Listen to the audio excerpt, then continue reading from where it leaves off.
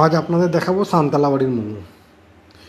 কাজের সূত্রে বক্সা পাহাড়ে যেতে হচ্ছে, আর বৃষ্টি ভেজা দিন, দেখতেই পাচ্ছেন রাস্তা পুরো চপচপে ভিজে গেছে, পিচের রাস্তা, দুধারে বক্সার জঙ্গল, একটা হালকা কুয়াশা কুয়াশা ভাব আছে ওপরের দিকে। বাইক চালিয়ে বক্সা পাহাড়ের সান্তালাবাড়ি প্রথম গ্রাম, পাহাড়ি গ্রাম, সেদিকে যাচ্ছি।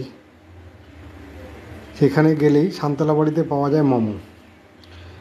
দেখতে দেখতে সান্তালাবাড়ি পৌঁছে গেছি। ছোট্ট একটা পাহাড়ি গ্রাম, বেশ কয়েকটি ঘর নিয়ে জনপদ এবং কয়েকটি দোকান আছে যেখানে মোমো পাওয়া যায়। কাজ সেরে হাঁটাহাঁটি করে চলে এলাম বক্সা পাহাড়ের মোমোর দোকানে। যারা বক্সা পাহাড়ে এসছেন সান্তালাবাড়িতে, তারা অনেকেই মোমো খেয়েছেন। এখানকার মোমো খুবই সুস্বাদু।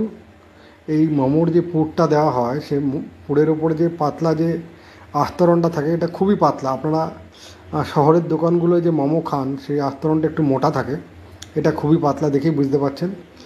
মোমো চলে এসছে, তার সাথে টমেটো, পেঁয়াজ, লঙ্কা কুচি দেওয়া আছে এবং সেই সাথে মোমোর যে ঝাল চাটনি থাকে সেটা আছে। কারা কারা বক্সা পাহাড়ের সান্তালাবাড়ির মোমো খেয়েছেন অবশ্যই কমেন্টে জানাবেন। চ্যানেলটি ফলো করে দেবেন। আর সবশেষে ছিল শুভ। ভিডিওটি কেমন লাগলো অবশ্যই জানাবেন।